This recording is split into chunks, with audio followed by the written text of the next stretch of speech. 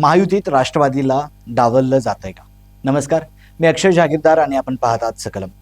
कोल्हापूर महानगरपालिका निवडणुकीतील जागा वाटपामागील सत्ता संघर्ष आपण आज समजून घेणार आहोत. कोल्हापूर महानगरपालिकेच्या आगामी निवडणुकीच्या पार्श्वभूमीवर महायुतीतील जागा वाटपाचा मुद्दा सध्या केंद्रस्थानी आलेला आहे. भारतीय जनता पार्टी, शिवसेना शिंदे गट आणि राष्ट्रवादी काँग्रेस अजित पवार गट या तिन्ही पक्षांची महायुती असली तरी प्रत्यक्षात जागा वाटपाच्या चर्चामध्ये समान सहभाग आणि समान न्याय दिसून येत नसल्याचं चित्र आहे. भाजप आणि शिवसेना शिंदे गट यांनी प्रत्येकी 35 जागांवर दावा ठोकला असताना राष्ट्रवादीला केवळ 11 जागा देण्याची चर्चा समोर आल्याने महायुतीतील अंतर्गत तणाव उघडपणे पुढे येऊ लागलेला आहे.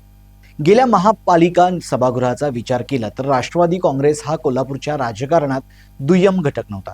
मागील निवडणुकीत राष्ट्रवादीकडे 15 जागा होत्या आणि काँग्रेससोबत सत्ता स्थापन करण्यातही पक्षाची भूमिका निर्णायक ठरली होती. आज मात्र सत्तेत सहभागी असूनही जागा वाटपात राष्ट्रवादीचा वाटा कमी करण्यात येत असल्याचे दिसत आहे. यावरून महायुतीत सहकारी पक्ष म्हणून नव्हे तर आश्रित पक्ष म्हणून राष्ट्रवादीकडे पाहिलं जात आहे का, असा प्रश्न उपस्थित होतोय. जागा वाटपाच्या चर्चेसाठी झालेल्या बैठकांची रचना पाहिली तरी हेच चित्र अधिक ठळक होतं.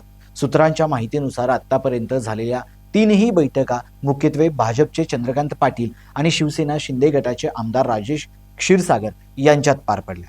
या बैठकींमध्ये राष्ट्रवादी अजित पवार गटाचे सक्रिय सहभाग नसणं आणि हसन मुश्रीफ यांची अनुपस्थिती ही बाब केवळ दुर्लक्षित करता येणार नाही.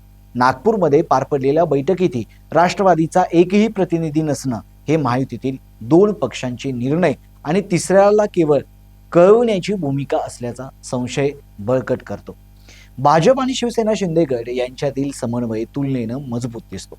दोन्ही पक्षांना आपापल्या संघटनात्मक ताकदीवर आणि सत्तास्थानी असण्याचा फायदा घेऊन महापालिकेत वर्चस्व प्रस्थापित करायचं आहे. अशा परिस्थितीत राष्ट्रवादीची गरज केवळ पूरक घटक म्हणून पाहिली जात आहे का, हा प्रश्न निर्माण होतो. विशेषतः भाजपच्या दृष्टीने कोल्हापूरसारख्या काँग्रेस राष्ट्रवादी प्रभाव असलेल्या भागात शिवसेनेसोबत आघाडी करून स्वतंत्र वर्चस्व निर्माण करण्याची ही संधी मानली जात आहे. या पार्श्वभूमीवर हसन मुश्रीफ आणि काँग्रेस नेते सतेज पाटील यांची राजकीय समीकरणं महत्त्वाची ठरतात. सहकार क्षेत्रात आणि जिल्ह्याच्या राजकारणात या दोघांचे परस्पर सहकार्य हे सर्वश्रुत आहेत. महायुतीतील काही घटकांना हीच बाब खटकत असल्याची चर्चा आहे. त्यामुळेच राष्ट्रवादीकडे महाविकास आघाडीच्या संभाव्य भागीदार या दृष्टीने पाहिलं जात असून त्यांची ताकद मर्यादित ठेवण्यासाठी जागा वाटपात कात्री लावली जात असल्याचा संशय व्यक्त केला जात आहे. कोल्हापूर जिल्ह्यातील सहकाराचे राजकारण हे नेहमीच महापालिका निवडणुकीच्या पलीकडे परिणाम करणारे ठरलेलं आहे. साखर कारखाने, दूध संघ, बँका आणि विविध सहकारी संस्थांवर वर्चस्व ठेवण्यासाठी राजकीय समीकरणे निर्णायक असतात. अशावेळी हसन मुश्रीफ यांची ताकद पूर्णपणे वाढू नये यासाठी महापालिकेत राष्ट्रवादीची उपस्थिती मर्यादित ठेवण्याचा अप्रत्यक्ष प्रयत्न होत असल्याचे विश्लेषक मानतात. यंदाच्या निवडणुकीत 20 प्रभागांमधून 81 जागांसाठी लढत होणार असून 4 सदस्य प्रभाग पद्धत लागू होत आहे. या पद्धतीनं पक्षांतर्गत समन्वय आणि कार्यकर्त्यांची ताकद अधिक महत्त्वाची ठरते. जागा वाटपावरून नाराज असलेले घटक जर मनापासून काम करणार नसेल तर त्याचा थेट परिणाम मतांच्या विभागणीवर होऊ शकतो. राष्ट्रवादी अजित पवार गटात सध्या अस्वस्थता असून काही ठिकाणी मैत्रीपूर्ण लढतीचा किंवा स्वतंत्र उमेदवारीचा पर्याय चर्चेत येणं ही बाब महायुतीसाठी धोक्याची घंटा मानली जात आहे.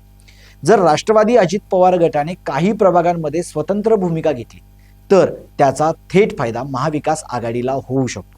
महायुती विरुद्ध महाविकास आघाडी असा स्पष्ट सामना अपेक्षित असताना महायुतीतील अंतर्गत मतभेद हीच विरोधकांची सर्वात मोठी ताकद ठरू शकते. त्यामुळे जागा वाटपाचा प्रश्न वेळेत आणि समन्यायी पद्धतीने सुटला नाही तर महायुतीला स्वबळावर बहुमत मिळवणे कठीण जाऊ शकते. एकूणच पाहता कोल्हापूर महापालिका निवडणूक ही केवळ स्थानिक स्वराज्य संस्थेची निवडणूक न राहता पश्चिम महाराष्ट्रातील राजकीय वर्चस्वाची चाचणी ठरणार आहे. महायुतीतील राष्ट्रवादी अजित पवार गटाला दिल्या जाणाऱ्या जागांचा मुद्दा हा विश्वासाचा, सन्मानाचा आणि राजकीय अस्तित्वाचा प्रश्न बनत चालला आहे. भाजप आणि शिवसेना शिंदे गटाने हा असंतोष दुर्लक्षित केला तर महायुतीतून मतांचे विभाजन होण्याचा धोका निर्माण होऊ शकतो. त्यामुळे येत्या काही दिवसात होणारे निर्णय हे केवळ महापालिकेचा निकालच नव्हे तर महायुतीच्या भविष्यातील एकात्मतेची दिशा ठरवणारे ठरणार आहेत. तुम्हाला काय वाटतं? तुमच्या प्रतिक्रिया आमच्या कॉमेंट बॉक्समध्ये नक्की कळवा. व्हिडिओ आवडला असेल तर लाईक आणि शेअर करायला विसरू नका. तसेच आपल्या सकलम चॅनलला सबस्क्राईब करा. धन्यवाद.